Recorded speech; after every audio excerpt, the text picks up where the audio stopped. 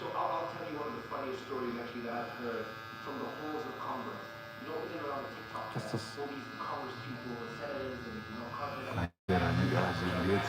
think that's a huge thing about TikTok, right?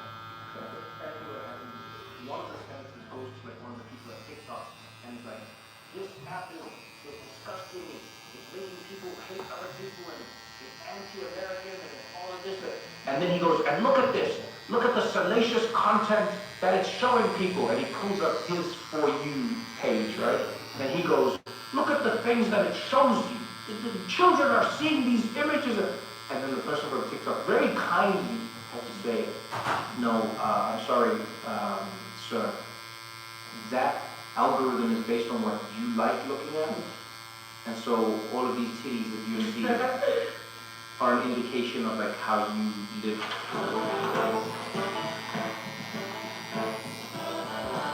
This is What Now with Trevor Noah.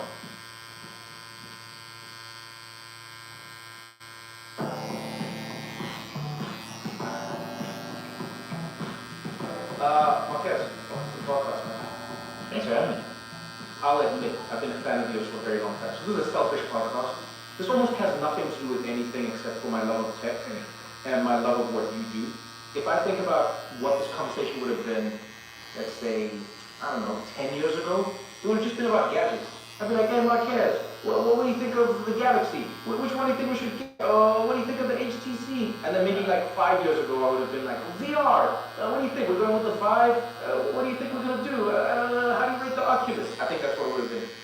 Now I feel like tech has become the forefront of everything that everyone talks about. Tech used to be the realm of like tech nerds, and then now even like a mom who's not connected to tech, and yes, I'm looking at you, Christiana, is going, what is AI? What is my phone doing? What is technology? Maybe that's the first question I have for you, is like, what has it been like being arguably the most influential person in the world of tech, and watching tech go from being a niche conversation to something that even like senators and presidents are talking about now? I felt lucky, first of all, as like a content creator, that the topic of my videos is ever evolving and it's ever interesting, so I don't have to be interesting, it's just tech that always changes. But you're right, the conversations in especially our political atmosphere, like there's way more tech on the tips of people's tongues. I just made a video about AI and everyone's talking about AI now, it's everywhere. So it is, I think how I describe it is the weight of the publish button is a little heavier, but it's a good place to be. So here's what I think about AI. And I'd love to know how you see it, because you've had such an interesting journey with it. Like, I think AI is experiencing a weird PR nightmare because many of the people who make AI are trying to promise that AI can do everything and will do everything. Yeah. Partially because they want the value of their companies to shoot up. Yeah. And they just want billions of dollars. And then maybe partially because they believe some of it, right? But then because they're doing that, people in the streets now think that AI is going to do everything, can do everything, can think for them, and then is going to come and kill them in their sleep. And I feel like, and again, I'm going to be wrong depending on time. I think in tech, you're always wrong. It just depends on when you're saying the thing, or you're right. It depends on when you're saying it. I feel like most of what AI is going to be is just like very good at doing stuff for you, assistant world type thing. But I don't think we're getting the Terminator tomorrow. And I'd love to know what you think. Because you play with it way more than I do, but you're also in the space, Yeah, okay, so every technology has a bit of a curve to start. It's this really, really steep improvement curve, and then it levels out, and then it sort of flatlines at some point, right? Yeah. Like, what's the difference between the iPhone 15 and 16? Not that much. So we're flattened out with the mature categories, if you will. I just felt Apple convulsed as you said that. Well, Martin Brown true. says not that much.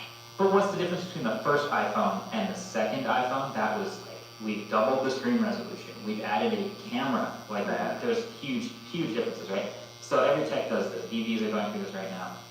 And AI is doing the same thing, right? So it's going through this really, really steep improvement. And no one knows where the flat line is, which is the concerning part. Is it above human intelligence? Is it right below? Is it way, way higher? Is it going to take over? We don't know. We just know we're in this steep thing. Everyone's sort of projecting it to be this amazing future. And it could be an amazing future. Or not. We don't know. It's just up to the tech. It's up to the people working on it. It's also a little bit up to the people regulating the people working on it.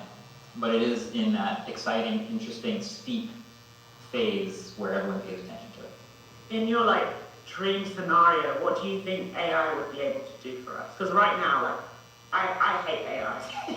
I'm scared. I think it's weird shit. I'm scared. Yeah. I think we should shut it all down. But I'm curious about, you know, kind of like AI enthusiasts. Like, what's the best case scenario in terms of this thing helping the world? This is your moment, Marquez. Winner over. Pitch me. Let me paint you a picture. So your phone is the most useful tool you have, basically. It knows basically everything about you. If you could, and this is something I would love to do, I would like hire a personal assistant that knows everything about me, but most of us don't have that luxury, most of us don't want to pay for that. But picture this. You wake up in the morning, and you immediately get a report of where you need to be at what times during the day, of what time you need to leave your house based on traffic, based on your calendar to get to your next appointment. It tells you everything you need to know about your next meeting and who's in that meeting and what you should be bringing to that meeting. And it's just super helpful for you all the time because it knows everything about you. That, to me, is pretty sweet. And it's without me having to have a person know everything about me. It's just the AI has the information in my phone and can give me all this value. I think when people picture AI, though, just because it's called intelligence, I think people are picturing like this sort of general human intelligence in the form of a robot, which is maybe not what we need. I think there's a lot of humanoid robot-shaped things walking around with companies trying to make them do interesting things. And I think when you say you hate AI, you've probably seen some of those too. And I don't think that either. If you were in charge of this, what do you think you would regulate? Because I'll be honest with you, I don't think most of the people in the government have an idea of what to regulate because they don't even understand what it is. Yeah. And I mean this on like a rudimentary level. I'm not an AI expert, but I know a lot more than the people who are supposed to regulate AI. Mm-hmm. Do you know what I mean? Sure. Yeah, I mean, I guess the whole idea is to prevent it from being able to do bad things or ever doing anything bad. And up until this point, a lot of the regulation has been in the hands of those making it. Like, I'll use my recent example. I made a video about Sora, which is OpenAI's video generation tool. Yeah. And they self-impose their own limits of like, this will not represent people's likenesses.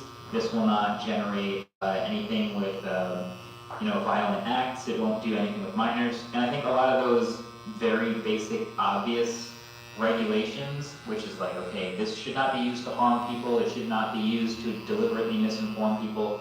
Some version of that is what we're all after. I don't know, again, I'm not a politician, I don't know how that ends up becoming a law, but we're all after that. We just want it to be safe and not hurt people, but all preserve all the upside of being super useful, super convenient, artificial intelligence. I guess I come from it because, like, as a writer, all this machine learning, it's taking people's innate and creative thoughts. I think what they're feeding the machine kind of worries me. I think it's plagiarism, right? Actually, this is a great. I mean, you experienced this head on, by the way. Like, no, Marquez, you found out that AI models, they were basically, stealing your content, taking your content without your permission, using your work to train themselves. Like, what exactly happened there? How did you discover this? Yeah, okay, so on a basic level, these models, in order to be as intelligent as possible, need to know as much as possible. So the companies making them in this race to make them as good as possible, they are trying to train them on as much data as they can possibly get their hands on. Kind of just the entire internet if they can. So if I ask it for a picture of a silver Porsche Macan, then it knows what silver is, it knows what a Porsche Macan is, and it can make that because it knows everything.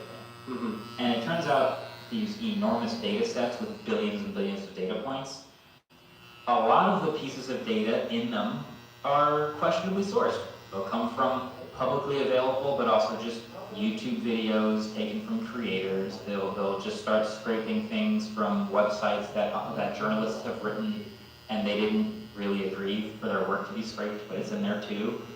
So I've come across several data sets that have been used to train these models that include hundreds of my videos. Hundreds of my videos. And it's concerning because now there is theoretically an ability for someone to ask for a video or a photo in the style of an MKBHD video, and it would actually be able to reproduce that. So I feel you. I actually did a video with Sora where I asked it for a video of a tech reviewer. Oh, this was amazing, by the way. And all I asked for was a tech reviewer sitting at a desk with a phone in his hand, and it gave me a generated video of that. And without me asking, it put a little fake green plant on the desk in front of me. I didn't ask for that. That was Sora's own creative decision based on me asking for a tech reviewer. And I saw that plant, and I went, I've seen that plant before. Because that plant has been in many of my videos and many other tech reviewers' videos. And Sora has seen that plant somehow, meaning it's been trained on some data that for some reason it thought that there should be one of those plants in that video. So yeah, I kind of have no choice but to believe lots of my work has been taken and is being used. It's like this type of thing, right? Exactly. Yeah. Yeah. So, but it's so random.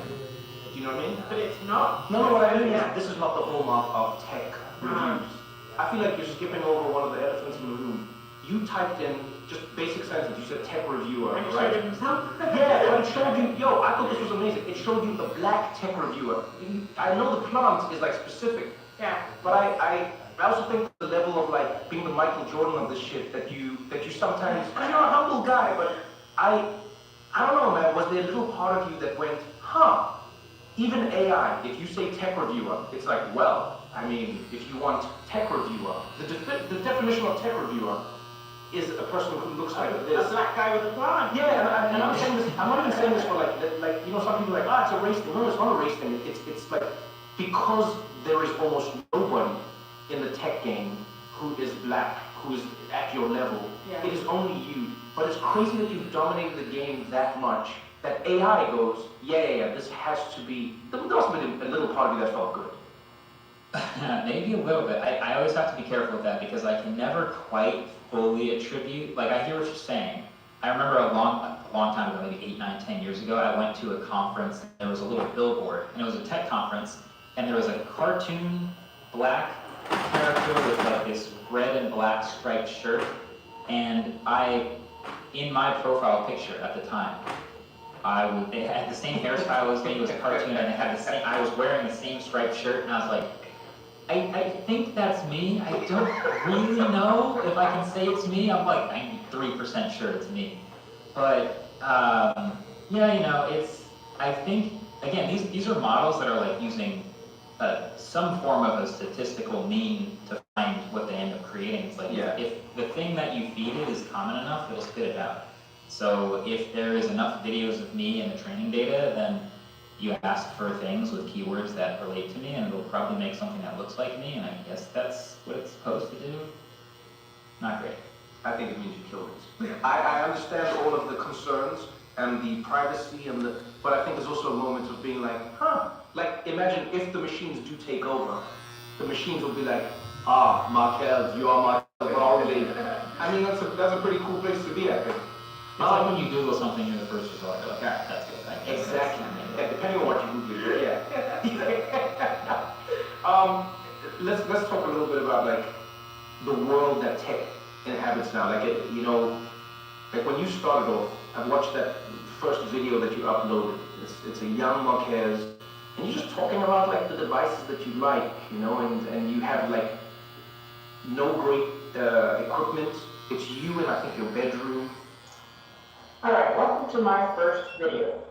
Bought a new laptop, and it's an HP Pavilion D7T, so of course I got the media center remote with it. Quite a nice remote. You know, it's just a kid who likes tech. And that's what tech was for many people. And now, you say tech, people are in front of Congress, you know, the European Union is making laws against it. You know, and maybe I'll clarify by saying it this way. There was a time when hip-hop was niche, right? You listen to hip-hop or if you perform hip-hop, people are like, whoa, what is this? Hip-hop, whoa, very interesting. And then now hip-hop is ubiquitous, right? You watch a T-Mobile ad and there's a hip-hop song playing. That was not a normal thing a very long time ago. I feel like tech is in that space now where it's sort of aged out of being this novel new idea and has now become like the dominant force, almost to the point of being like hated and people being afraid of it.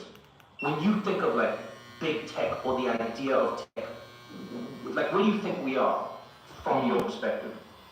The word that comes to mind for me was saturated, but I also think there's a bunch of different parts of tech now. So when I was starting, when you saw that old 15-year-old video of me holding a little remote control up to the webcam of the laptop, that to me was gadgets.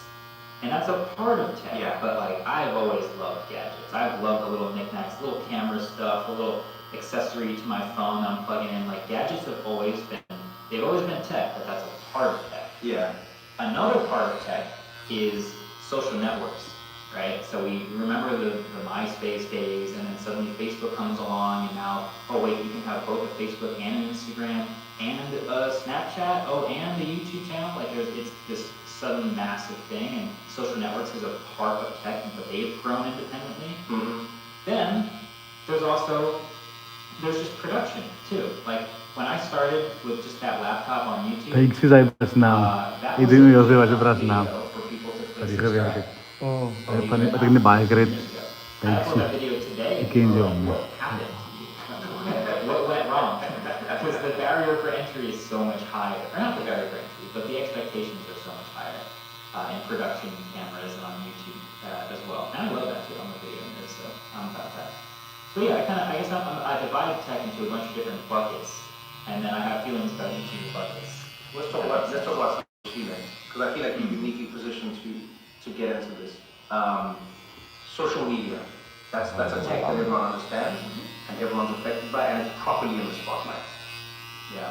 My belief is, I think the biggest mistake the United States made was creating that law that immunized tech companies from being sued or held liable for the things that were held on their platforms. What they've done now is, what is it, Section 230? I am not good with numbers and remembering dates, That's it. but I think that's what it was. Because what they've done is they've abused that rule, which was meant to encourage the growth of their business, and now they've made it so that they can push things on Supporting you by finding the other people, finding those people, exactly. So it does feel like YouTube does bear some responsibility for all of this because they wrote those algorithms, they're responsible for this behavior inside of that sort of microcosm. Mm-hmm. But it's not exactly YouTube, like someone at the controls going, all right, push this video, don't push this video, push this video. So it's complicated. So that means there's no YouTube plants, because I know loads of people have that conspiracy that YouTube plants these creators, and that's why they're so popular. So you're saying that? Wait, have you ever been called one of those? I've never known, because I started from 2009. Okay, you got a There different are problem. people- Yeah, but I've seen what you're talking about, which is like someone shows up. What really happens is like someone will show up and they'll immediately have like videos with a bunch of celebrities, and you're like, how did all these people end up getting on this channel so fast? And that feels like a plan. But there are also channels. I saw a stat this year. The top 3 channels on YouTube for growth this year. Each of them gained independently more than 60 million subscribers each. So their videos were so successful and were engaged with so much that of the people who watched them, 60 million people subscribed in a year. So What are those videos? Do you know? Offhand? oh, there's a lot of shorts. So the number 1 channel is Mr. Beast. He gained like 110 million subscribers this year. Yeah. There's another channel that does a lot of shorts again. They got billions of new views this year from the stuff that they made. And actually the third one was Cristiano Ronaldo joining YouTube this year. Okay. 68 million subscribers. Yeah. That's so interesting, because Misha normally Brown, like people people Misha that Brown. are famous, like outside of the realm of the internet, don't necessarily have much success Hi there. on the internet itself. Hello, Misha. Hi there. How you doing? Filled with people like you, like disruptors, people that are like, no one knew of before. dangdut they eh. picked up the camera and they blew up on Ere dangdut Instagram, eh. Twitter, Kanisa YouTube. bonnet So net. to hear like Cristiano Ronaldo Nigam also Brazil, create athletes as well. India, All athletes USA, don't have successful YouTube channels. innovative content karakan sa Africa. Yeah, well, I mean, he's literally one of the top 5 most famous humans alive. But it is always fascinating to me to see people who are famous outside of the internet attempting to sort of own their own personal image by running their own YouTube channel. And that's what it's for, I think. And a lot of people view it the other way around. If you're building up something on YouTube, a lot of people's goal is to use that to jump off and graduate to something bigger. I want my own show, I want my own whatever it is.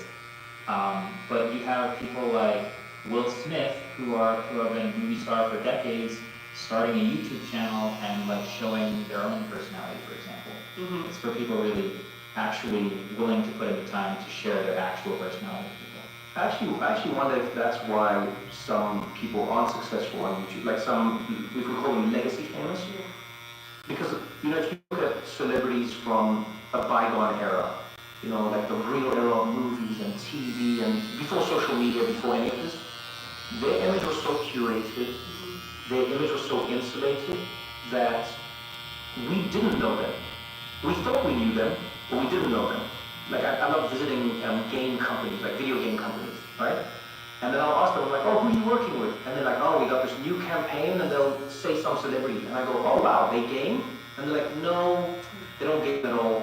But everyone thinks that they game, and everyone feels like they're a gamer. And I'm like, huh, that's interesting. And I feel like the reason a lot of those people can't be successful on YouTube is because there's a realness to creators online that hasn't necessarily been what you needed to be successful in legacy media. Like, would you agree with that? Because I feel like you're the most you person I know, and I don't even know you, by the way. There is a type of I guess it's access to the person that this sort of social media grants you that would maybe ruin the illusion for a lot of people who are curating that image. You think of someone like, I'm just using an example that I don't know these people, but like Beyonce, Taylor Swift, like, I don't know anything about their personality, but I think a lot of people have this really, really pristine image of them because of what's been curated and shared that might be ruined if they started to share way more of their real personality. The only reason they appeal to 500 million people is because they have this really nice, bright, shiny thing that they've created. And I think for YouTubers, for Twitch streamers, for social media personalities, you may inherently have a lower ceiling because it's just you, but it is a way stronger depth of connection, I think. Like, you can't, this is what people say about going on like the Joe Rogan podcast, like for 4 hours, you can't fake a 4-hour conversation. Like, it's you after a while. Hour 3. Yeah, so there's a depth of connection there that really makes it different. I want to go back to something you said earlier about, like, if you did the video you did 10 plus years ago today, you probably wouldn't break through, right? So now we have like this higher bar to just get through the noise. Do you think that's like really impacted the type of content creators who we actually now get to become famous? 1,000%. So here's the way I've described it. Because when I started in 2009, I was one of a few tech channels, and that was enough to stand out, which was I log in and I'm interested in tech videos, so I'll find like a dozen channels that do it. Fast forward a couple years, and a bunch more people are starting to do it, so now you have some software tutorial channels, you have some hardware channals, people who just do unboxings. You might have seen those. I love so there's a couple. Oh, you like unboxing? Handbags though. They're fun. Handbags. People like unboxings. And not Now there's a couple of different types of tech channels, which is cool. Fast forward again, it's 2024, and I promise you there's a channel for every single niche. There's the Apple channel, there's the anti-Apple channel, there's the anti-Apple nerd channel, there's the anti-Apple unboxings channel, there's the unboxing hardware for accessories for cameras channel. Like, every single niche is taken and saturated, and so what we kind of figure out now is the only way to differentiate your content is to just be you. Like, every niche is fully filled up and taken, and if you stand out at all, it's because it's you that people like. Look, I make a video on the new iPhone when it comes out in September, and there's about 5,000 other people who are going to unbox the same phone in the same exact way that I unboxed it. So why would anybody watch mine? Hopefully, I can give you a little bit of entertainment value, a little bit of my personality, and that's enough for you to stick around and watch it. Otherwise, you're going to get the same information everywhere. You know, when you talk about the niche of every category, there's this idea that I've been playing with, and I could be wrong. One of the great gifts we've received from the internet and social media and everything is the nichification of everything. If you are interested in something, you can probably find a space where it exists now. So where before we all had to watch this come out on TV. Denk je zelf nou, dat is oorvrij baas.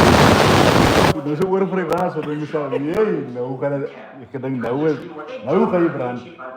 Yeah, I know this is one of my best friends just loves it. You can learn today. I have reported so much people because I'm friends with it. But I love him, but I've also put him on a list.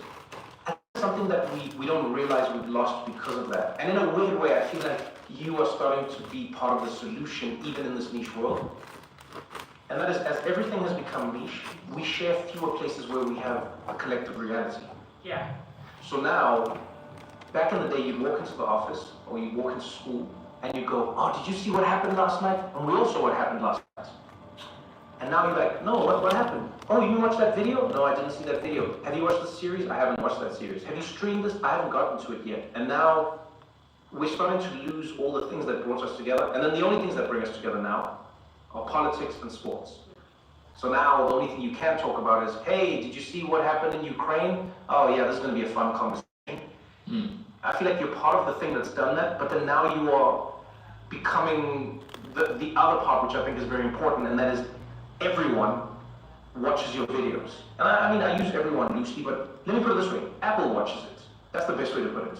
Do you know what I mean? I knew that we had reached a tipping point when Tim Cook at an Apple launch talked about Marquez and his YouTube page and MKBHD. Like, I've never seen Apple look for favor from anyone. They've never gone like, the Wall Street Journal loves this phone, but they went, MKBHD called it and I was like, damn. So, like, how do you feel about that? Like, yes, niche everything, but then also at the same time, you're becoming, I don't want to say mainstream, but a different type of mainstream. Do you know what I mean?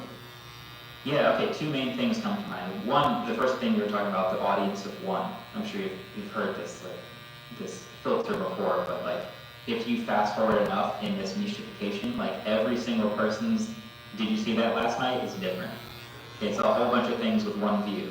Like nobody has seen the same stuff. And that's an interesting dystopian future, but that's a whole other thing. But the other thing you said is that politics and sports bring people together. I feel like I would expand that to just current events, like things that actually happen in real life. So yes, there is fiction, and you might watch that series, you might watch that Netflix thing, you might, invest in a storyline here or there. But in the real world, things are actually happening. And so that is the thing that sort of brings together humans. That's the defining human experience. Yeah. The current events of what's actually happening. It's sports sometimes, it's news sometimes it's a tech event, and everybody wants to know about the thing that just got unveiled. Lucky for me, I'm one of the people who is involved with showing you what just happened. So I happen to be one of those faces that a lot of people see instead of just one. Do you think that's part of the reason that you haven't had to resort to crazier and crazier methods of getting views? Because this is something that I've noticed, not just for big YouTubers, but I also noticed for, like, let's say kids jumping on YouTube now. We've noticed a shift from passively consuming to joining in and creating to now trying to outdo people. So now it's like, it's not enough that you threw a pie at your dad by mistake. Now your whole life has to be like pies. We're in the house and now we're the pie family, and you know what I mean? And then it culminates, I remember when I was on the Daily Show, I spoke to, I always forget which brother, Paul, Jacob. One of the. I always forget it was Logan or Jacob. One of them, what? It's the one that punches. They both punch. They're both. That's why it got confusing for me. Alright. But anyway, he was talking about the video, and he was really, I loved how he broke it down, but he was saying like, this thing became a monster that was pushing me and I couldn't stop it. And he said I had to do a crazier and crazier and crazier thing until I even didn't realize why I was doing it. But it's all about the views. Do you think you've been immunized from that? Like, why haven't you had more fireworks in your videos? Why aren't you like driving tanks over phones? What? Is that because you don't have to, or because you don't want to? No, I have an exact answer for that. The star of my videos is not me. The star of my videos is the tech. I'm pointing the camera at the tech, at the gadgets, at the thing that just came out, at the Sora announcement, whatever it is. And I'm a face that happens to walk you through it and guide you through it. But the pressure is on the tech industry to get more and more interesting and advance, and I point the camera at it, and that's the subject of the video. For a lot of creators, the subject of the video is them, or their life, or their family, or their stunt. And once you find success with pointing the camera at that thing, the pressure is now on you to one-up the last thing you just did. And so if you're Jake, if you're Logan, if you're Mr. Beast, if you're pointing the camera at yourself, or I see this a lot with family vlog channels where kids are in it. Well, they keep having babies. Every time the views go down, they have another baby. Oh, that's a real thing. That's a real thing? Yeah. My favorite genre of family channels is like people that have over 7 kids. I'm obsessed with So people have more babies to get more babies are great for views, gender reveals. You know, it's very cynical, it's kind of dark, but like family channels are driven by like how many kids you have. So that's the internal thing that I have, is the star of the show is the tech, not me. But if you find yourself making videos where the star of the show is you, or your life, or your daily vlog, or your family, that's...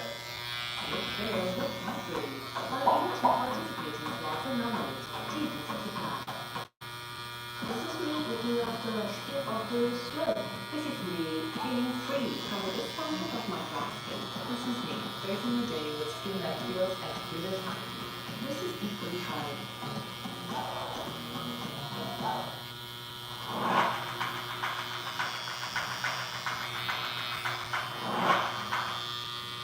This is the best puzzle game ever. You can't handle this. Warning, highly addictive and extremely challenging. Once you start, you won't stop. Each level will push your brain to the limit.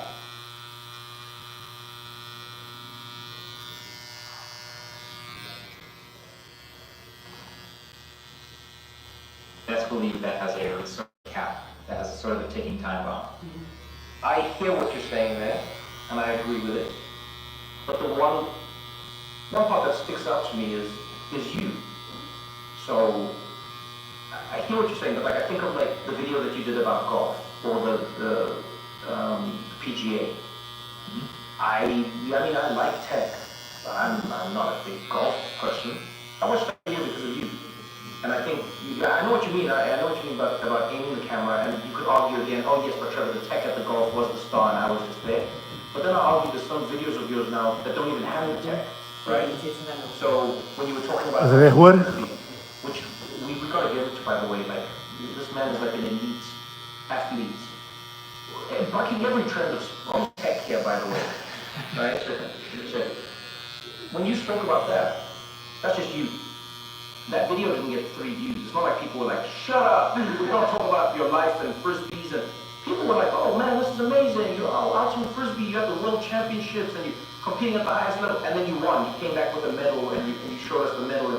So have you noticed that now, even without the tech in the video, people are still there for you and the conversation? Yeah, so you're right, it's a little bit of a balancing act. I remember maybe 5, 6 years, maybe a little longer ago, there was a little bit of a trend. There was a whole bunch of YouTube channels doing tech videos that never showed their face. And I thought it was fascinating. And I was like, what if I was a face of a YouTube channel?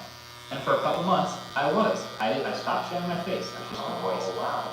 And it was this nice anonymous feeling. And what I sort of learned from that is people do connect with the character. People start to trust the character that is giving them information, that is telling them how they want to, what you might buy. And my videos, when they were at their best, were sort of just like a conversation.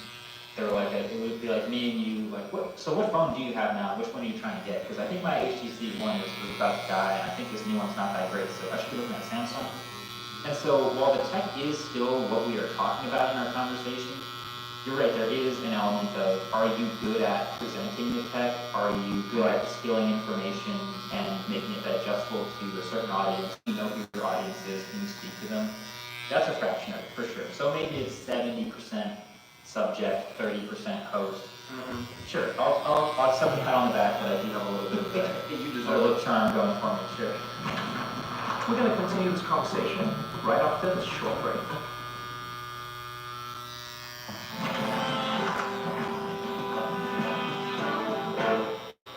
You know, I'm really curious because there's always like this kind of trope of the people that run these tech companies.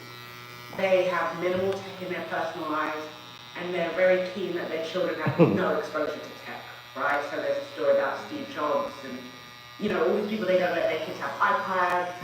Most of the people who like work high on Facebook, when they throw birthday parties and those types of things for their kids, they have a sign that says no social media, no phones, no posting, no connecting, no, Yeah, and it's always been like this interesting paradox because they sell this stuff to other people, and a lot of like worn-out parents, you know, the iPad kid is kind of a trope of being in the restaurant and just like swiping on the iPad, right? And I'm curious about your thoughts on it, about how much do children have access to, whether it's iPhones, the Gab, which is really popular, that I know a lot of kids have, these watches. What are your feelings on it? That is such an interesting question. So I don't have kids, so I'm gonna have to come up to this decision at some point where it's like, how young are we going to let them use the internet or a phone or a screen at all? Yeah. And we've all seen WALL-E, we've all seen that like, you know, the dystopian future where humans are just blobs sitting around in chairs watching screens all the time, and that feels like if you let it go too far, where we'll end up. But yeah, I think there's obviously a healthy balance we have to try to strike to not just be constantly on your screen. And everyone's going to draw that line in a different place. I personally try to put my phone away by a certain hour. I try to actually start my day, hopefully by getting all the way to work without looking at my phone, which is hard. It's really hard. So yeah, the line's going to be a different place for everyone, but I suspect that those people draw the line as conservatively as they possibly can because they've seen the other side. Speaking of like just ramification in general, I want to go back a little bit to the personality of everything. I feel like this year was an interesting year for MKBHD, like for you as a person, right? Because in all the time I've been watching you and following you, you have been, and I mean this in the most like respectful and loving way, you've been like non-offensive, non-anything. And then this year was the first time where it felt like people started having different types of opinions about MKBHD. One was when you launched the app, the Wallpapers app, right? And people were really angry and they were coming at you and my question is not so much about the incident, because I think everyone in life is going to have some sort of, if you're in public, and it may be in private, there's going to be something you do that people don't like, right? And there's degrees of this. Some people it's a Wallpapers app, some people it's a war crime, right? We have degrees. But like, you did this, and then you had another video where you were driving, I think it was a Ferrari, very fast. Which are what Ferrari before. So can I tell you something? Can I just say this just as an aside? Just as an aside, this is my thing. I feel like it's all a trap. I'll tell you why. Cars are governed, right? Cars are limited at a certain speed. They literally do this to cars, and it's like it'll be a law sometimes, but they'll say this car cannot go over the speed. The car can go over that speed, but they'll govern the car. I was like, why don't they give us the car? Why don't we just put the governing at the speed limit? That's just my conspiracy theory, and I'm not bringing anyone else into it. But, going back to everything, so you drive the car, you have the Wallpapers app. What really fascinated me was how you handled it. No PR team, no crisis response, no, I'm going to paraphrase your tweet, but basically you came out and you were like, hey guys, I messed up.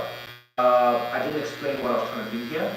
I was trying to create this app for creators where they can actually earn money so people are not just downloading stuff online and they don't get the money, and this is what I was trying to do.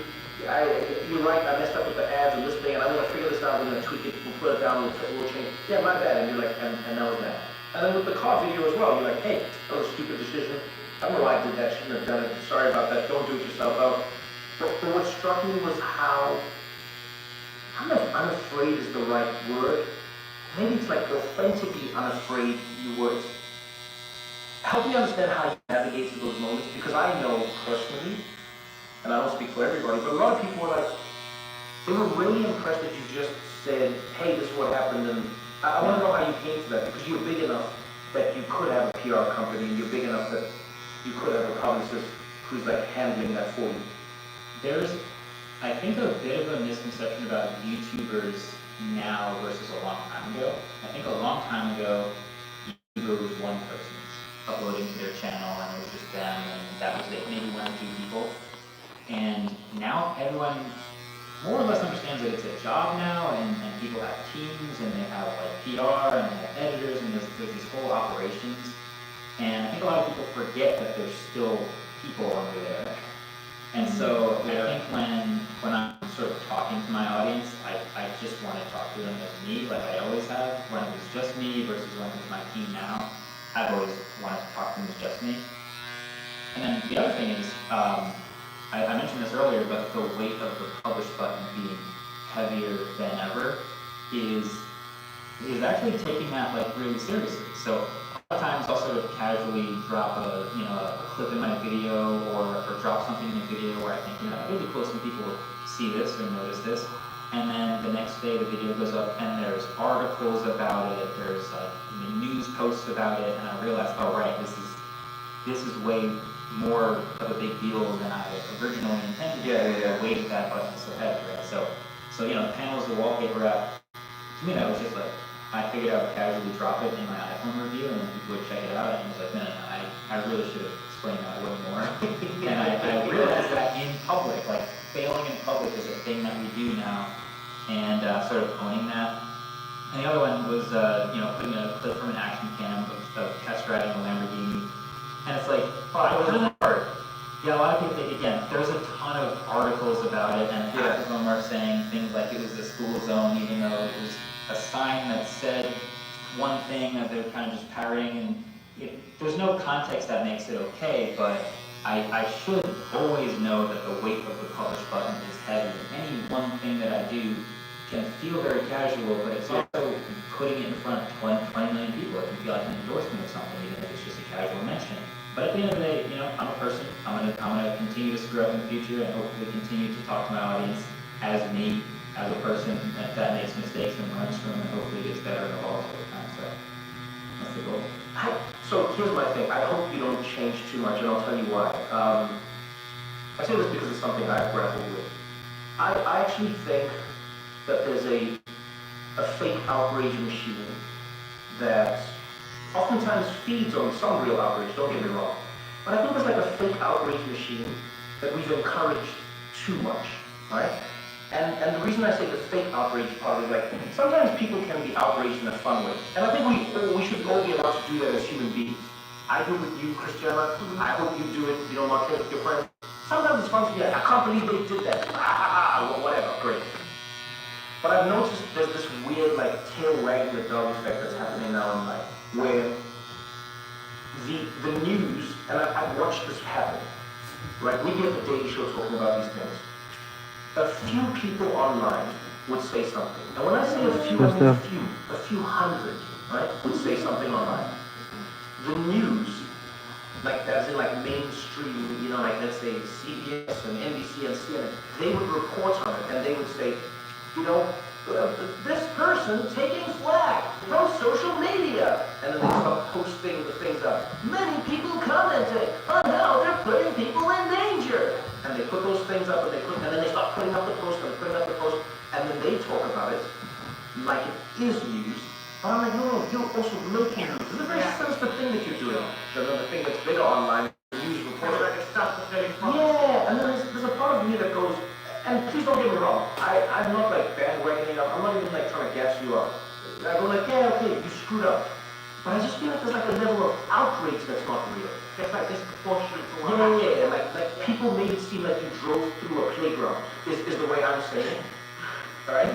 And people made it seem like you raided their bank accounts and hacked them to steal money for a Wallpapers Act. And while I get criticism I think is very different to outrage. Someone can say, hey, I don't think you did that the right way.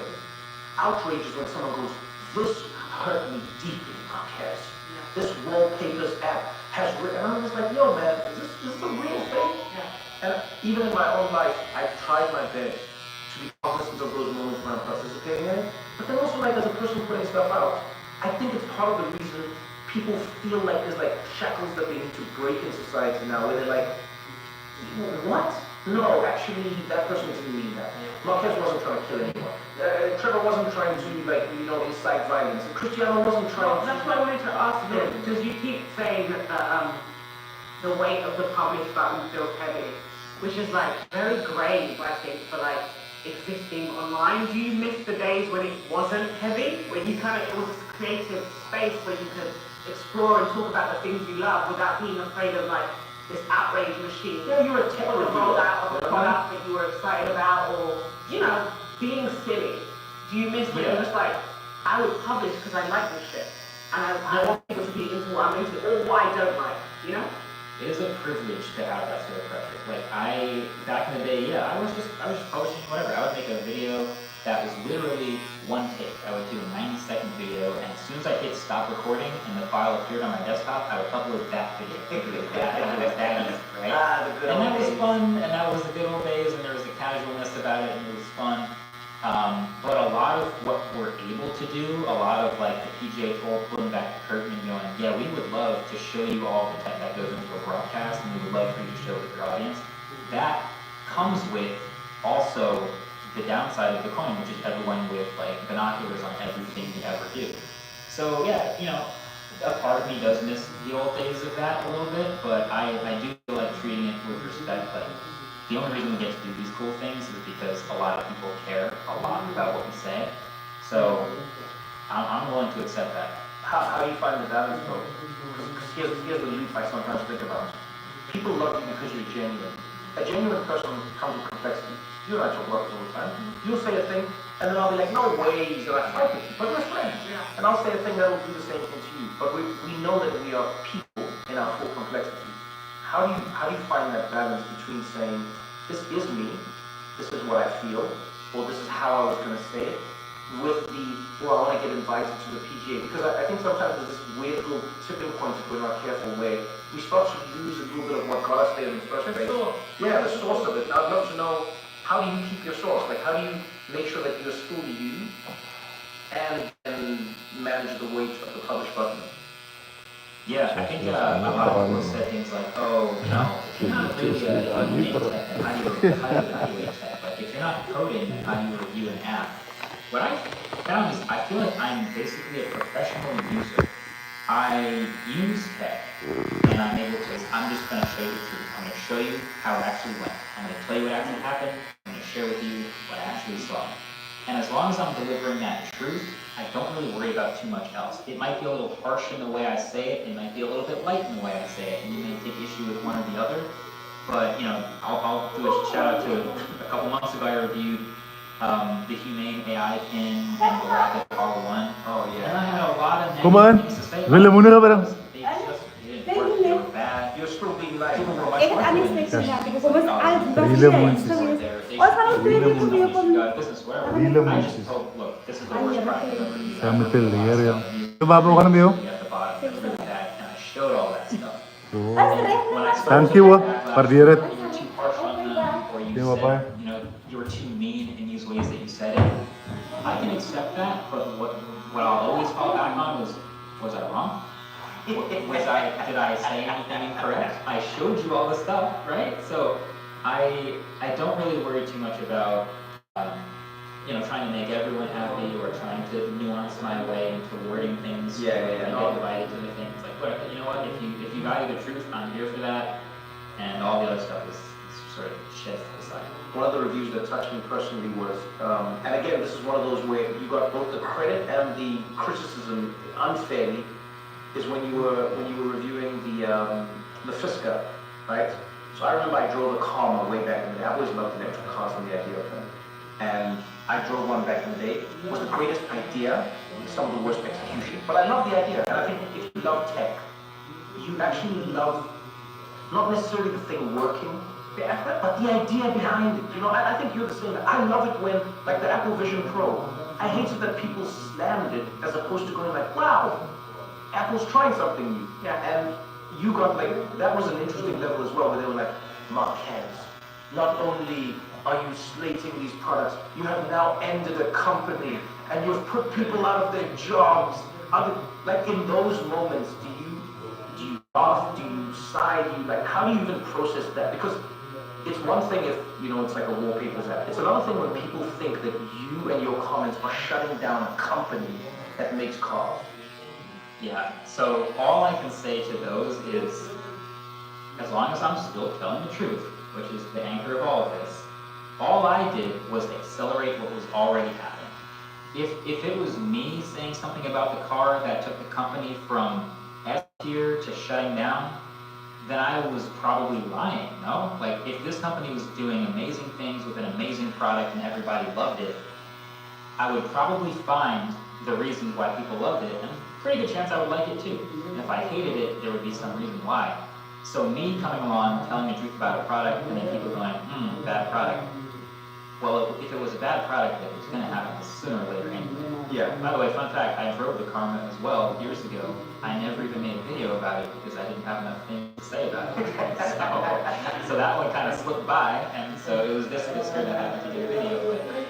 But yeah, there was, what's also funny is you probably saw a lot of the negative comments there, but even in videos like that, I still get it from both sides, which is interesting. Yeah. I get a lot of you were too harsh, and I also get a lot of this car was, I've never seen a car this bad. You should have been more mean about this car.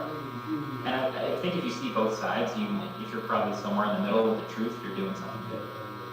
My experience with the Fisker was, I drove it in LA, so it was actually Jay Leno said to me, this is long before the Daily Show, by the way. This is like, nobody knows me. I'm just a random comedian traveling around America. And I meet Jay Leno at the Comedy and Magic Club in Hermosa Beach. Jay and I are talking between our cars, and he's like, oh, the Fisker, you got it. And I was like, what's this car? And he's like, drive it. He's like, don't buy it, kid, don't buy it. He's like, whatever you do, don't buy it, but you gotta drive it, And so I rented one, and my experience was I was driving and I was on a highway that goes to Pasadena, and in traffic, the car's electronic system all like died on me, right? The windows went down, so the car was still driving, but I could do nothing and I could see nothing. But the radio went to full volume, and I'll never forget, it was playing Power 106, and I'm in the traffic, everything, and it was Tupac, Hit 'Em Up. You couldn't turn it down. No, couldn't do anything. This is why I got my electric car. Yo, and I'm in the traffic, and I'll never forget people looking at me, and you think, oh yeah, loud music is cool if you want loud music, but when everyone in traffic is driving past you, you're sitting there like, it was the meekest paradox between what Tupac was saying and how I was expressing my information. It was just like one of those moments. So when you made that video, I was like, thank you, Marcus. You have avenged young Trevor for everything he experienced. I actually wonder, do you think the reviews you got on wallpapers has in any way affected how you're going to give reviews? Do you think as a creator of something, you are now going to review things differently? Are we going to lose the source of you being harsh because now you're sort of in the game, even if it's just like a tippy toe in the game? No, I actually feel like I understand things a little bit better now. Sometimes I'll go to a briefing or some sort of meeting where they're showing me a new device, and they're doing a presentation, and behind the person giving the presentation, there's 8 or 9 engineers. They're always so enthusiastic. They've been working on this thing, and they're try anything that I worked on. And I've always appreciated that. It takes a lot to put this stuff together and to sort of, you say you hate these products when they're bad, but to try to make something that's any good does take a lot of effort. So I always appreciated that. And I think, I maybe have a little bit more sympathy now for, any words of they didn't seem to try on this at all. I know somebody tried on this, but they might not have gotten it. They might have run out of time. They might have to improve some software updates. There's a little soft spot now for a little bit of the builder side, sure. Don't go anywhere, because we got more What Now after this.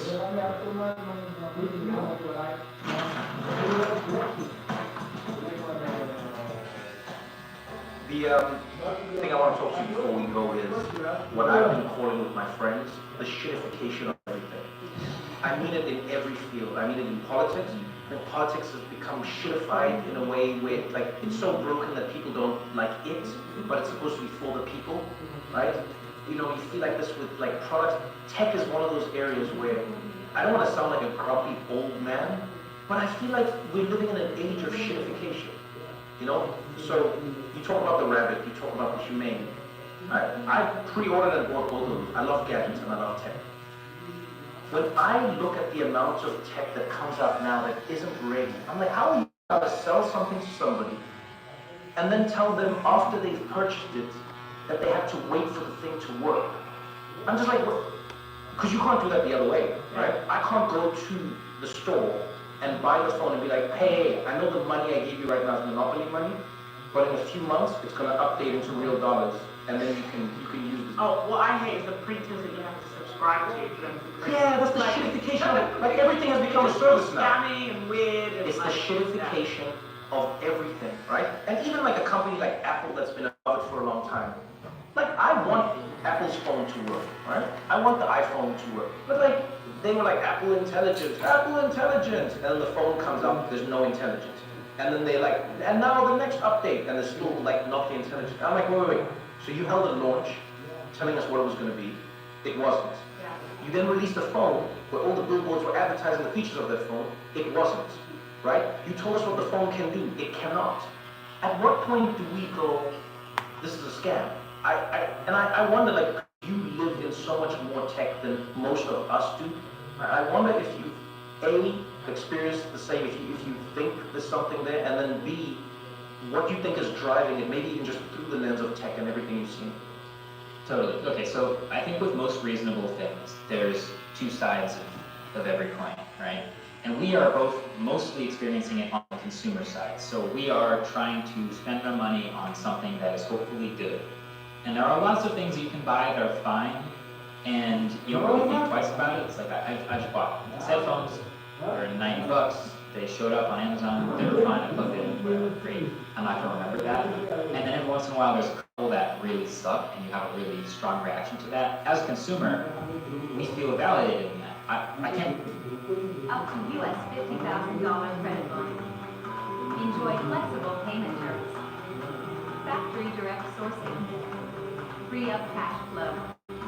Pay in 30 or 60 days.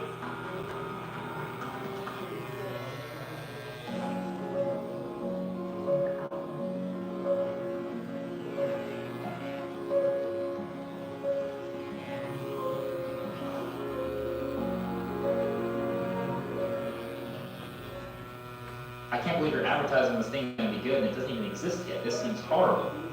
Let me just flip that coin real quick. If you work for any of these tech companies, there is an immense pressure to make something that is leading and that is incredible, that stands out. And that is very, very, very, very hard. I mean, once every decade, maybe we get something that kind of feels that good. Like the original iPhone maybe was one of the last ones that we remember in our lifetime. And a lot of these companies and these people that lead these teams and that work on these projects and that engineer and that do these things, they all feel this pressure. And whatever opportunity they feel like they can latch onto to maybe have a shot at making that next big thing, they're going to try to take it. And if they appear to be lagging, they have failed again. And so AI comes along, right? Okay, so I'm a startup. I want to make something. Maybe I can make kind of like the next iPhone, but it's AI in a box, and maybe it's not a phone, but it's a pin. And they try to put this thing together. Oh, but I see that company over there is working on something too, so I got to rush and put mine out. And it's out. And it's out way too early, and it's not done yet. And you see the promises they're making. Wait. They're like, I promise. Yeah, open that door for the bathroom, please. Product you've ever bought. Just give us more time to work on it. I know, come on. And again, on the consumer side, I'm like, bro, we don't care. I gave you real money today. Why is this thing so bad? I'm returning it. It's too expensive. It's a subscription. I want this garbage. They're not trying to scam you. They're actually trying to make something good. There's just so much pressure to be early and to be amazing. And tech is really, really hard to make early and amazing. It's probably either early or amazing, not both. And I understand that most of it will not be both early and amazing, so Right. I know stop about that. promising it will be. Like, you don't, I know that you have to get your share price up and whatever, you have to appease. I don't think they're trying to Bizar, scam us, to be honest. Hij is gewoon bezig And I aan love engineers, right? I've spent like what, 7, 8 years working with engineers at Microsoft. It's Probably like what I do reasonable. is one of my favorite passions, right? But Huh? I think it's not that they're trying to scam us. I think that's that they're trying to scam Wall Street. It's like they're trying to scam analysts. It's like they're trying to scam, like. Kijk, I think Dennis, what made them so good is luister that eens zo, they try luister to eens do zo. everything right, not first. Luister. And that served them well. And I feel like they. Hij heeft laatst gevraagd mij om te Yeah, the komen. phone already existed, Right, and right. they En made toen, the best version of the zeker phone. om mijn vader Watch kan komen. existed, they made Dus the dat best er version. nu weer gaan komen. Like the Apple Toen Vision zei Pro. ik gestraan This in is the het first time it pad felt weer. like they were chasing Zo, because they didn't ik kom alle want pas in de the nagels. negative side of not being Zo, ik seen moet to niet klaar change. worden. And they did a thing that. Die moment dat je jongens zei, kom But I was horen. like, oh man, you too? It's like. Toen deed ik nu gebied I feel tegen like if hem. the certification catches Zo, Apple, we're all dat is in de trouble situatie with nou, every right? field, you know? If they're the company that is the iPhone, Hem erin soort. y'all are the ones in 2007 Hier toe. that reinvented the phone that Tot hier toe. everyone carries. I Dat think doe je het, ja. when they looked around in 2007, you know, there were phones, but I don't think they looked around and thought, wow, there's a lot of people working on this really, really amazing Wat is de rest dan? capacitive touchscreen multi-touch media player. This was a genuinely new, like, series of things combined to make the iPhone what it was, which is why it hit so hard. Yeah. I think this moment was different, which is there is an immense pressure. If you are a tech company, I better see some AI in your products, or I don't think you're leading at all. And I think they looked around and they saw everyone else. They saw Google, they saw Meta, they saw everyone making AI stuff. They saw startups making AI stuff. And they felt like if they don't do anything AI, even if you're like a year behind, 2 years behind, you're Ah, gonna nee, be dat is ook. behind. And that's a reputation thing, it's a pride thing, it's a shareholder thing. And they felt pressured to Je do lust hem something zeker iets van now. je. So they did. Dat zou They ik hem announced that they'd make Apple Intelligence and that it would show up soon and software updates. And yeah, it's slowly starting to trickle out, but that did feel like it was very differently inspired than some of their original successes. They were very much pressured. Christian, do you have any Luddite questions for Marquez? Because I know. My questions are so basic. No, can I tell you why I think they're amazing? And I mean this honestly, because our friend David is also a Luddite. He said something to me that has resonated with me. He said, the stupidest people in tech are the most important ones because that's who everyone is. Because you represent the people in this. Well, my favorite video is you had 4 watches and you did the step count, right? And I currently use a step count for my phone. I use my iPhone. And I know that's not that accurate. So I love that video of yours. I want to know like your most practical tech product that you think like boring Luddite mums like me can go and buy and be like, this is actually making my life better. Yeah, wow. I mean, there's so few things that are truly value added. No, because I like that step thing because it's like I do like to know how many steps I'm getting. Like it's the thing that people do like to know like 10,000 steps or like 10,000 steps. Like, but I'm like, what is the product that actually can like buy this? It is gonna make your life that bit better. It's what technology is supposed to do. So I could go on the theme of that, because like everyone cares about different things, and if you care about the step counter, to me there's a theme of like I care about the metrics in my life. Like I have the Apple Watch and it tells me all sorts of, here's what your heart rate, resting heart rate has been. How I'm sleeping and you know. How I'm sleeping. Yeah. Yeah, so that's fun. You can get a smart scale, and then for me that's been telling me all sorts of things, trends over time. Oh. So that's an interesting one too. I didn't even know smart scales existed. So that's one. So Withings is a company that makes smart scales. You step on it, it connects to an app, and yeah, the battery dies every couple months, so you're like annoyed that you need to recharge your scale.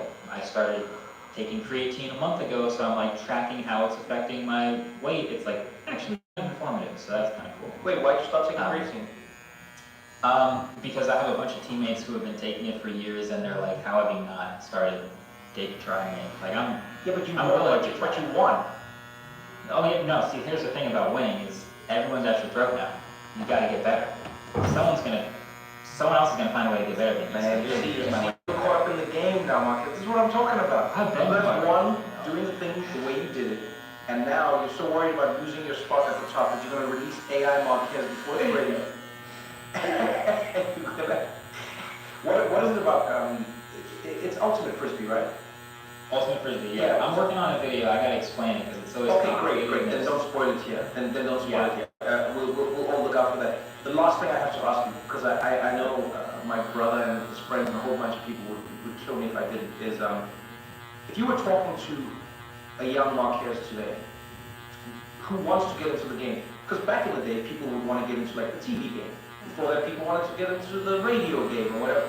You are now that step. Like you are the thing that a child in school says, I want to be a Marquez, but why would you say they should do it and why would you say they shouldn't do it?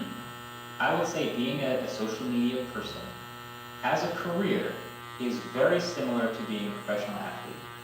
In that, you really have to like doing this to be able to put in the number of hours and the amount of work required to actually make it your job. Take basketball you can play in the park, you can play for free, you can play against your friends.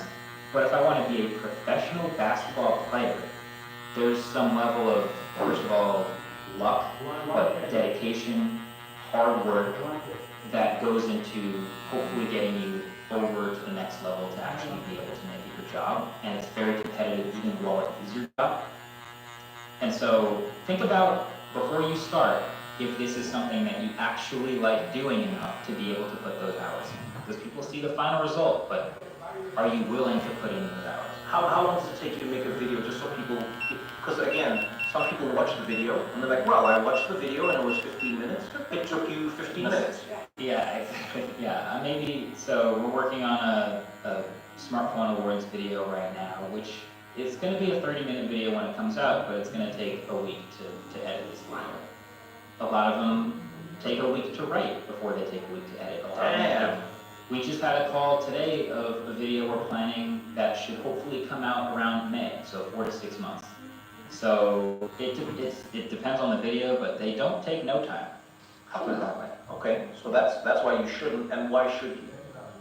You should, because if you do enjoy playing basketball in the park, you're going to love being a pro baller. So if you enjoy making videos, if you enjoy tech, for example, even though it comes with more pressure, even though it comes with more scrutiny, you're going to enjoy the privilege of being able to share tech with the world. So do it. Marquez, I cannot thank you enough. You have not only kept me entertained for many hours, you've saved me and millions of other people lots of money. Can I just put that out there? That's good. Because of you. No, really. I think before you, we only knew something was bad when we bought it. And I think you, my friend, are like a warrior in the war against shitification. Because really, because of you, there's sometimes I'm like, I guess I don't need that device. So yeah, man, I appreciate it. Thanks for taking the time. And I hope to see you again soon. For sure, yeah. Always willing to get in the trenches for you. Let's do it. Thanks for having me. Thank you.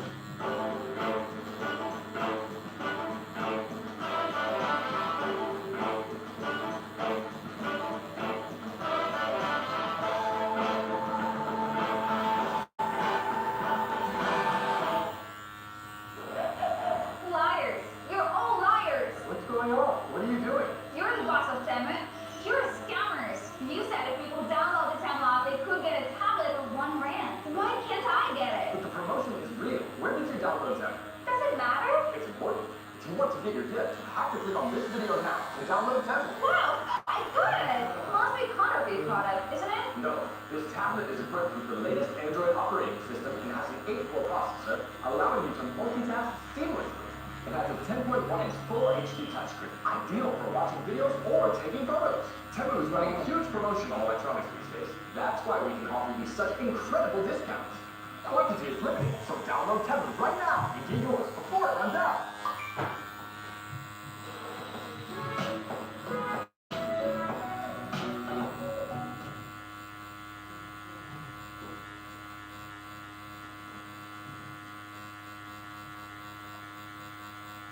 How do you know when something's finished? I think there's a creeping feeling that you get where you're like, I'm not making this better. You know, it's kind of like when you're in a barber's chair, like the longer you're there, this guy can only remove Do you know what I'm saying? Yeah, exactly. You shouldn't be there too long. It's like a moment that you're like, it's been a while. You want to look for a mirror. Diminishing returns in a way. Yeah, like there's a point where you're like, if I stay in this, it's not gonna get better. I'm sure you like write a joke and you're like, that's too many words. I did too much to get there. You know, it's enough, leave it. There's like an instinct, right? Yeah, mine I think is more, do I still feel this way? Yeah, that's the same thing. Yeah, that's more mine. My guest on today's podcast is someone I'm lucky enough to call a friend, and a human being who has achieved one of the hardest things in the world, which is becoming extremely successful and genre-defining in many ways as an artist. I always think about how crazy it must have been back in the days to be friends with someone like Picasso or Michelangelo or any of those people. And I'm not comparing artists, but for me, Derek Forgel is the modern equivalent. He's an artist, he's a painter, a sculptor, one of my favorite people who's able to bring history, identity, and joy to life in a way that stops you in your tracks. We've known each other for a while now. I've always been inspired by how deeply he sees the world and how beautifully he translates that onto the canvas. And so in this conversation, we get into how art lessens with value in the best way, while all work is kind of a scam, and what it means to create beauty, even when no one's buying it yet. I think you're really going to walk away from this conversation with your mind spinning, and hopefully your heart full, just like I always do. This is What Now?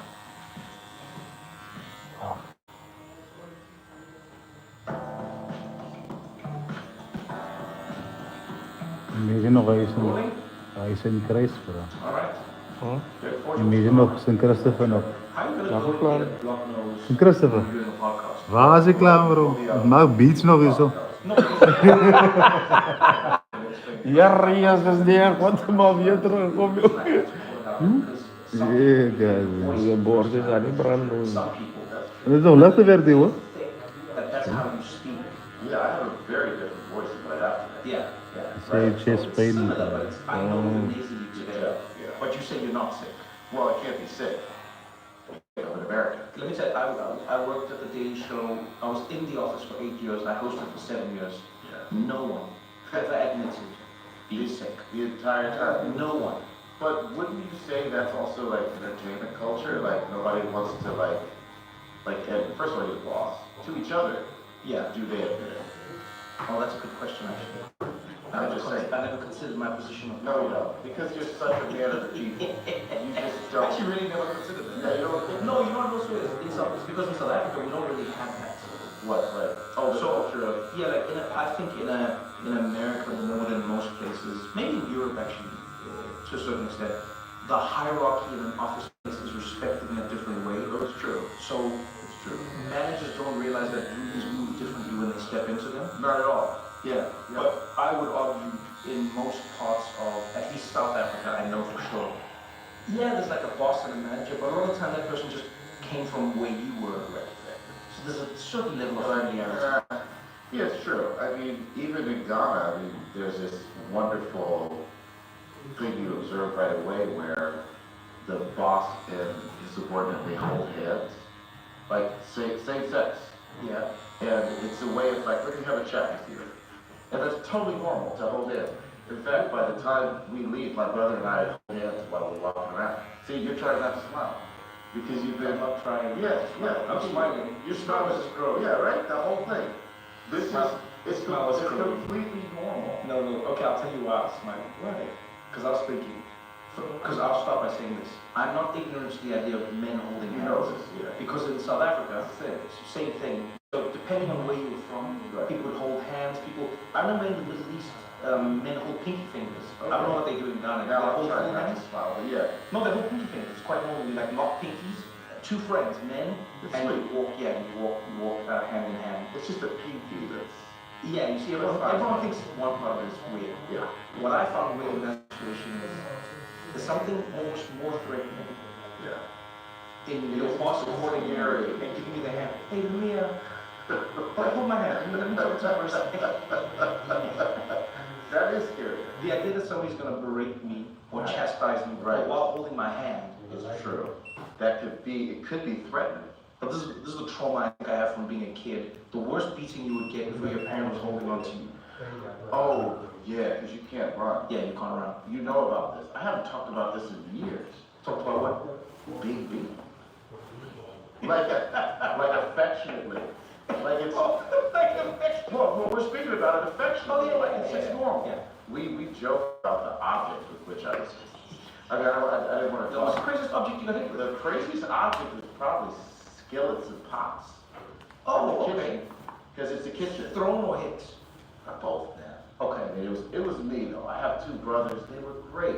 She never even. I mean, they didn't require anything. This is you victim blaming. Don't blame Yeah, us. I like. Can I tell you? I'm for it, Right. but it was quite normal. It was. I never got hit with a pot or a pan Yeah. because my mom didn't cook much, so I think that's probably why I was safe from that environment. Yeah. Yeah, but I got You can live with it. everything. Really? High heels were terrible. How about laughing?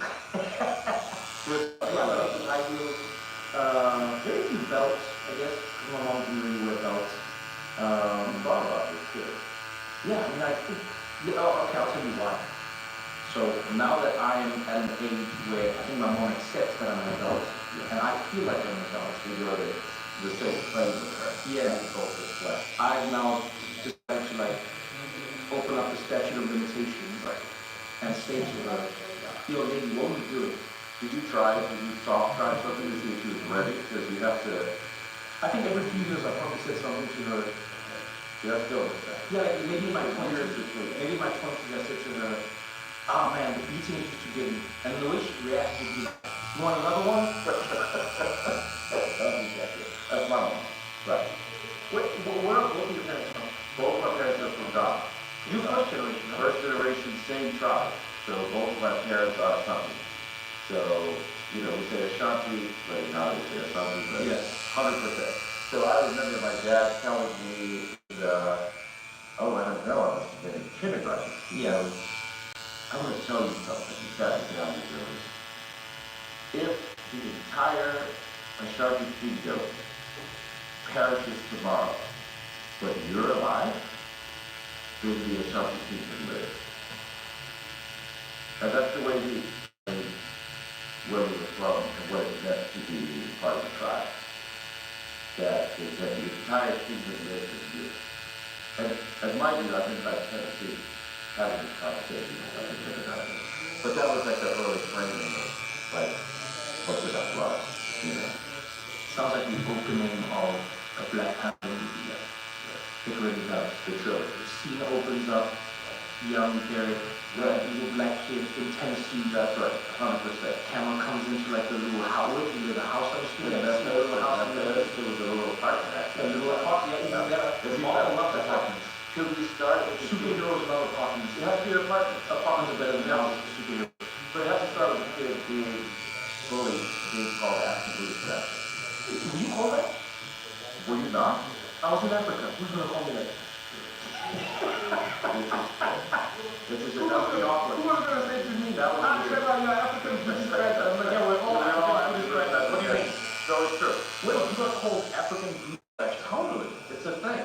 This was the full sentence. My son was called the same thing. No, you're lying. I was shocked, I'm telling you. This is now. Now, I was like, what? I was like, I thought he was choosing me. Like, no, it's a thing. Well, it's a funny thing. What the okay, wait, let's take it back. So, the parents moved from Ghana. Yes. To So I'll give you even more drama for your, like, movie, the movie. My dad really just wanted to be a doctor. And the entire village helped conspire to get into America to become a doctor. So he tells the story, I have no idea how true it is, of like leaving the village with a bag of money that everybody took in to give him on his journey away. So he literally was like saving the entire, he was going to be a doctor. Wow, that was a deal. And my mother left at 16. So that's like a village thing. Yeah, well, my dad was from Kumasi, which is like another, it's like a second city. Yeah. After Accra. Have you been to Ghana? I've never been to Ghana. What? You wanna take me? But, absolutely. Really? It's not? No problem. I don't want to. So I talk to my friends about this all the time. Anywhere in Africa, I don't want to just go as a tourist. Right. I want to go visit. I want to go visit my friend's house. Because going as a tourist is too familiar to me. Like if I go as a tourist to Italy, it is very much. I'm like, oh wow, this is Italy. This is like you get a guy. When I'm in Ghana, I know the food. I know the music. I can understand the people. Of course, you know what I mean. So I need my people there to keep me deeper. Otherwise, like what am I gonna do? I'm gonna take pictures of little African things, their hotels. Like, come on, come on. If you want to hang different. Yeah, and we struggle with this too because unfortunately my brothers and I don't speak their language, which is, I mean, language is passion. No, it isn't. It's a thing. We don't have that. And even though we're English speakers because we're British, Yes. it's still different. So when I go without my parents, it feels really different. There's like a piece of Ghana that you're locked out of. A little bit. Huh. It's like you approach the group while everybody's speaking Cree, and then they change to English because you're it's polite to hear it. Once you hear it, but it's still It's not the same. It's not the same. South Africans will do the same thing, but you can feel that it's almost like someone took the spice in the meal and washed it and then gave it to you. Because people get those like, look, there's that of all the places in Ghana the most welcoming to English speakers, to people returning home, yearning for culture. It's the best place. Isn't it getting overrun by language now? Say it. I ask the question. Overrun? I'm not saying it. No, you know why? I said, isn't it?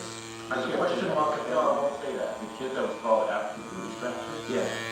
All of those kids are called African Booty Scratcher. So there's no overrun.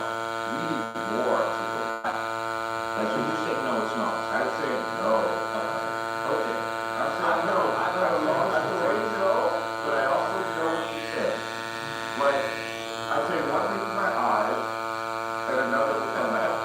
Right? We can do this. Right? So, no, it's not overrun. My favorite stories have been my Ghanaian friends complaining about Black Americans coming to Ghana, and they'll complain about them as if they're like white people. Oh, totally. Yeah. I mean, on some level, I mean, that's, but I choose to stand for the marrying of, the marriage of like the African cultural experience and the African American, and the British American, and everywhere else in the diaspora we exist. I mean, I think you definitely represent that. Oh, I know. And so that's what I mean. You know what I mean? Like, it's not only one, it's space enough. Okay. But you know what's happening is now, they're like encampments in suburbs that are for like African Americans. And it's being marketed as such. And so as an African American, you can buy a home in the like, In an African American home in Ghana, I think it's fine. I don't know. I mean, look. That's a big if, right? But it breaks the back.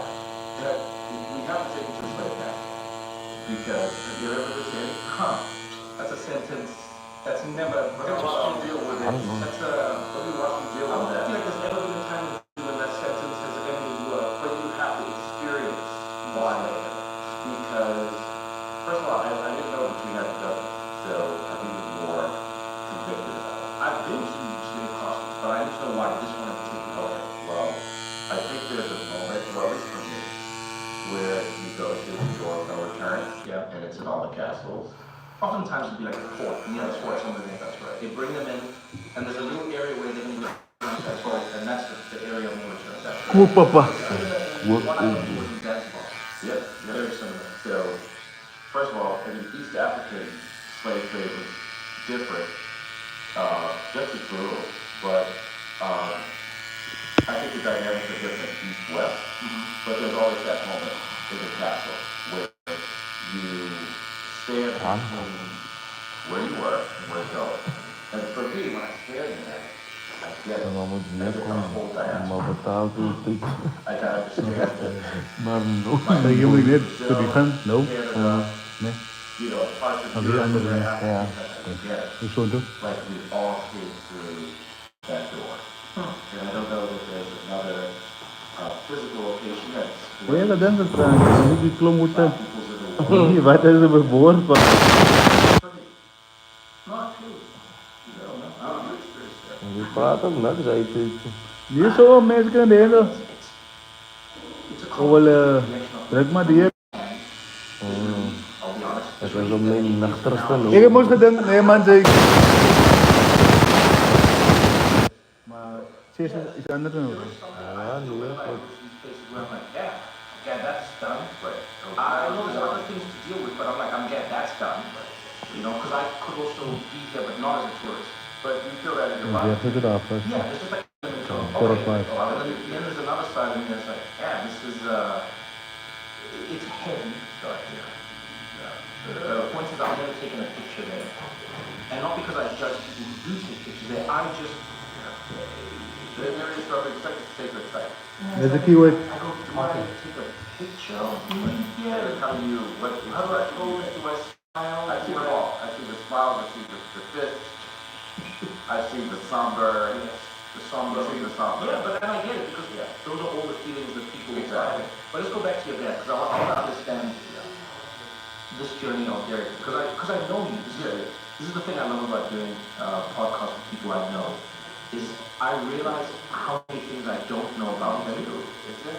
Because I would never ask this in a conversation. So, we think about the fight now. Essentially, Right. yeah. But The version of ourselves. it always will be. But like your dad, so your dad comes here. Yeah. Was he already married to mom? No, but they were dating. We found some lovely love letters that they wrote to each other. So my mom went to school in England for nursing. Yeah. And your dad was going to be a doctor. Yeah. Isn't that? Man, you guys are Ghanaian, right? This is like Ghanaian. Probably doctor, This is lawyer, right. engineer. Exactly. This is it. Right. A real touch. This is a real professional. This is a profession. The proper. Yeah, that's like a. Als die noemen van Amerika, die. So your parents, so you Travel, ja. Hij travel zo toe en vrouw. Afrika. Ik kan hem niet weggaan naar de Amerikaanse chill. Maar die mensen, ja, die mensen net worth zo $100 million.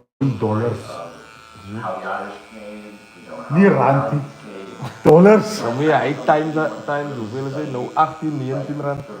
180 miljoen. And I would just love to hear the story because we have so many cousins that live in Nigeria. We live far out places in Ohio or Texas, Texas. Ja, pero gaat er wat in naartoe komen naar je chill. And we're just now amazed Ja, to nou. share experiences. Kijk, But I think it's network is based on it really picked up. your essence wat je Zien, combine. Ja. Zoals een penthouse misschien van 50 miljoen. Zodat. And I just thought this is what people want until you like share with a friend, like, wait, you guys don't eat babies? They're like, babies? Why are we eating babies for breakfast? Are you in a black neighborhood or white neighborhood? Well, so what? I said I can do this. Dan heb ik een verteep maar op YouTube mee bro. No, come on. Ja, betalen dollars. I don't even Een dollar erbij. Listen, white kids, that's all you have to do is that. General. That's just it's too much. It's a lot of things. It's too much. It's a lot of things. It could be a lot of the list. Like, why do you say that? First of all, it's too many syllables, it's too funny, it's too, you know what I mean? Okay, you know that's it's just too much swag. It's just a lot of swag. It's like an insult that will also make you laugh. It like hurts and tickles you in equal parts. That's very black. Very happy. You know what I mean? Like, I'm offending you and you love it. So we grew up in very black. Okay. And we're talking about, the 70s, 80s, so, Memphis, Dr. King's died in 68. So my father actually just learned a lot about, like, the ways he had about, like, going to graduate school, to dental school. Because he was, like, I think the second black oral surgeon in the state. But he's very African, so he doesn't know about black history, they don't know about black Americans. Yeah, they don't know anything. I also wish that there was like a place that if you come from an African country, you could go like learn black history before you engage in society. Why? Well, because what it means to be a black immigrant, as we're seeing it in this time, is taken down as a proper weight. You also have the double burden of understanding racial politics. So you don't just enter It's a bit like Својано на ово. a game of Сино. action when you are an acting everything. Yeah. It comes to that. But you have on a jersey, and you're on a side, and you're losing. And the refs are really mean. Oh, that's a great analogy. Oh man, that's a great Don't analogy. get hit. Like all on a side. So, but nobody explains, the history, the game. So, Yeah. So I think that's why it creates a lot of conflict.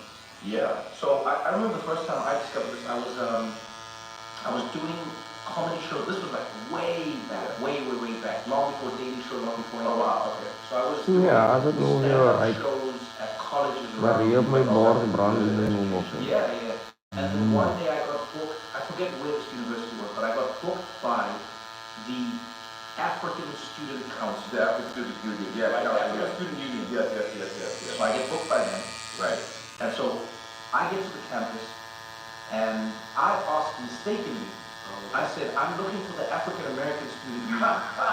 Wrong group. Yeah, these people were like, oh, we'll take you there. And they took me there. And you were like, And I got there, and they went, wait, no, we can, and no one knows me. So it's not like someone's going, oh, Trevor, no. They're just like, what are you here for? I said, I'm here for comedy. this is And great. like, where? I was like, oh, the African American Student Union booked me. They're like, no, we don't have any bookings today. We don't. Right.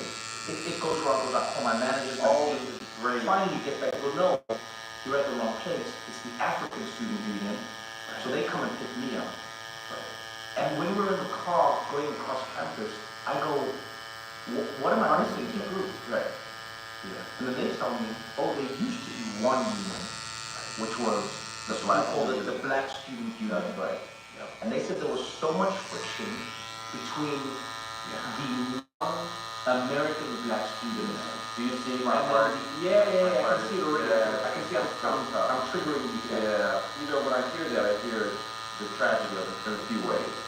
One, that blackness is flattened to just black. Because it's quite heterogeneous.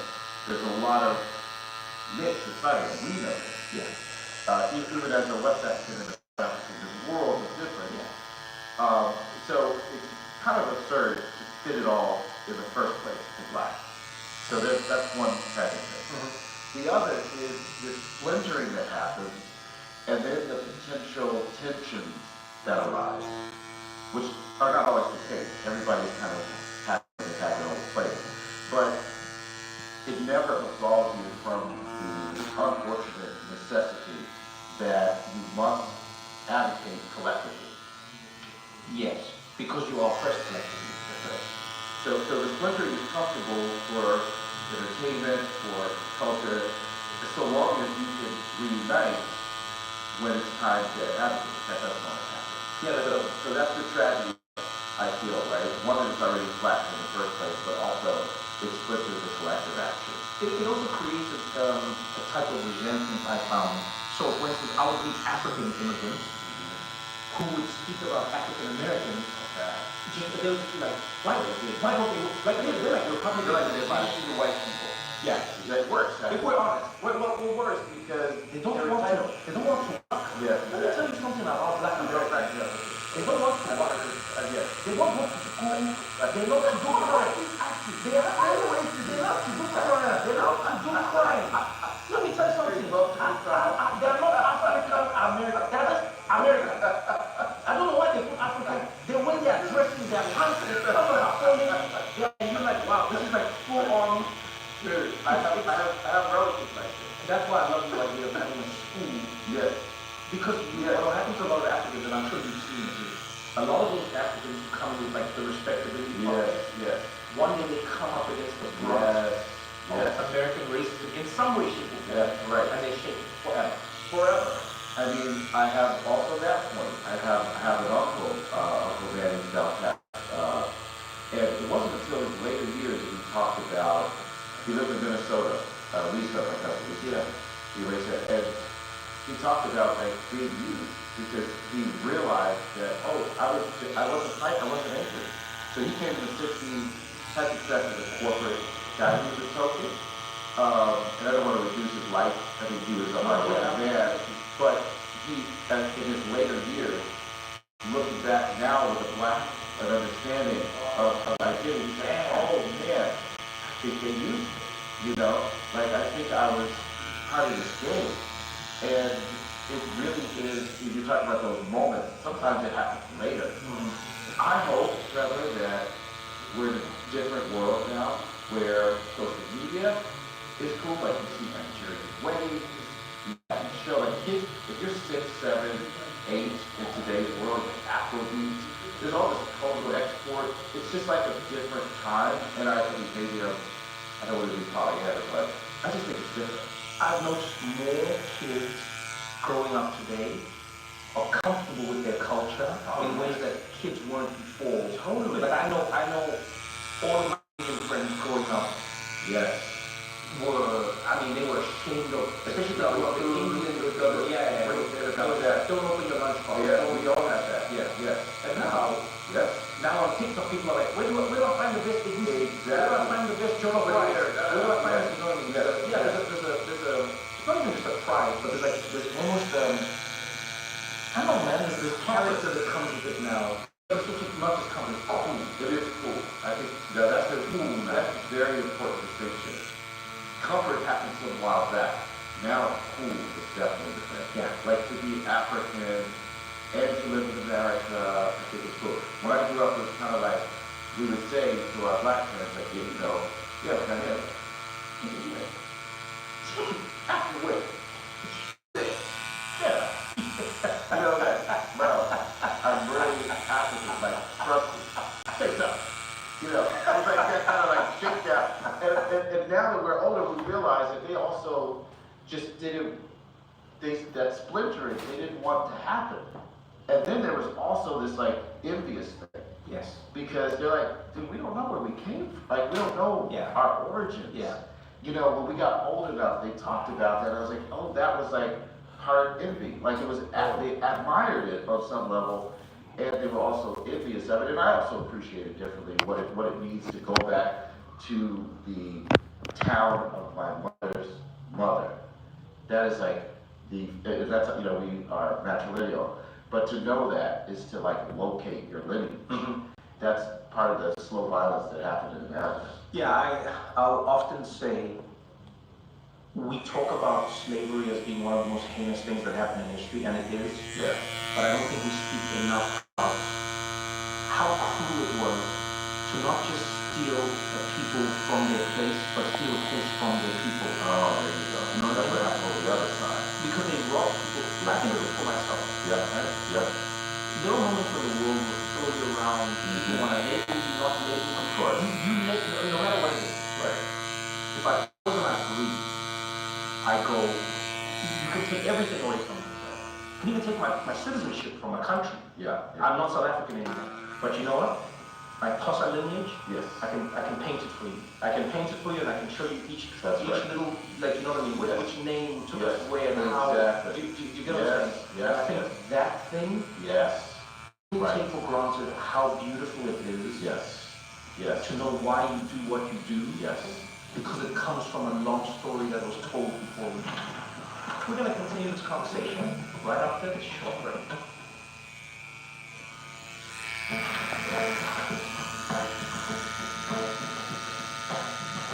So I remember Ruth. I don't know. So the show? Yeah, the show. Yeah, right. Exactly. So they have a few iterations of it. But when we grew up, it was the first iteration of Alex Haley, the author who wrote Ruth.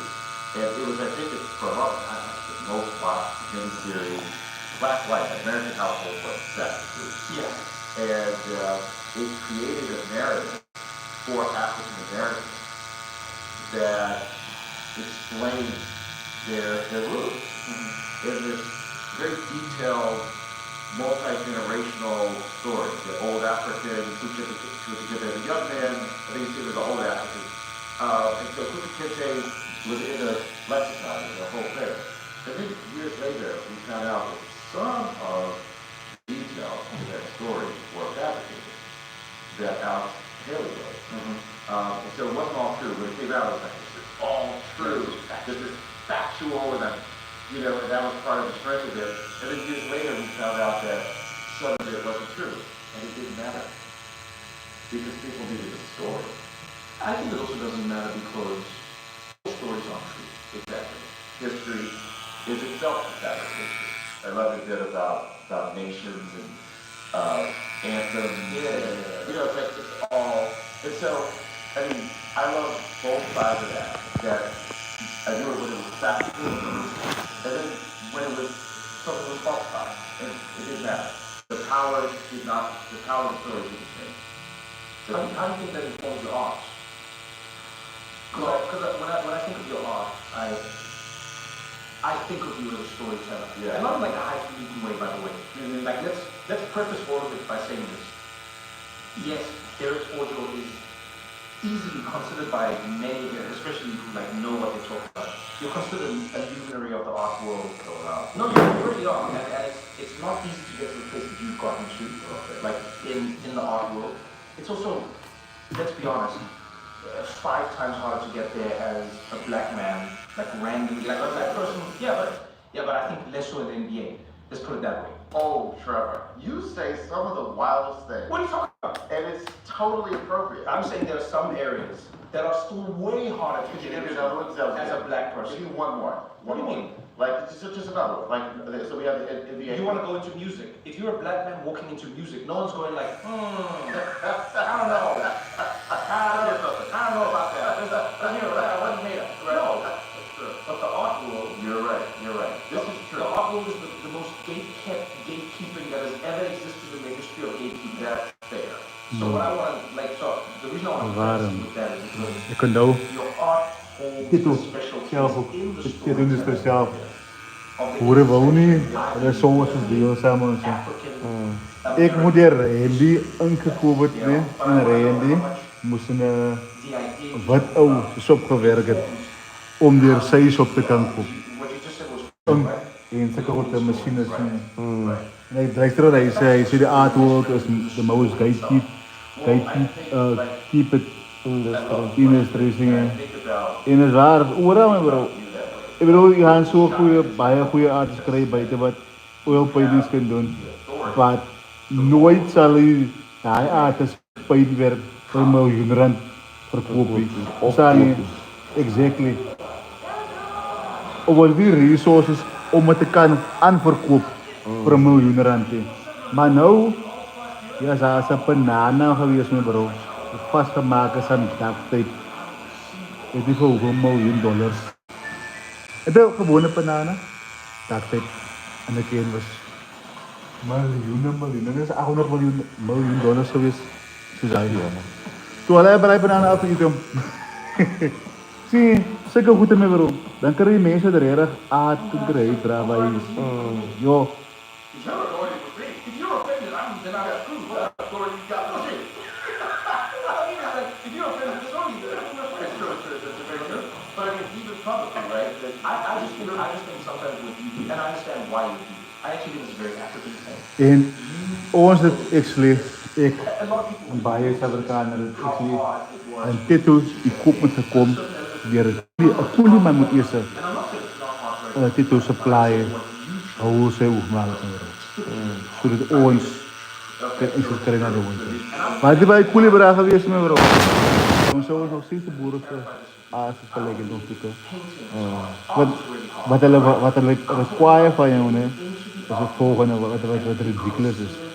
Hulle wou jy moet een foto vatten van jouw shop met jouw studio setup. Hoe ga je studio goed krijgen als hulle niet wil supplyen? Verstaan je? Zo de vraag was een onmoeilijke ding nou, bro. Hulle vraag was een onmoeilijke ding nou. Ik ben een foto wat ik heb.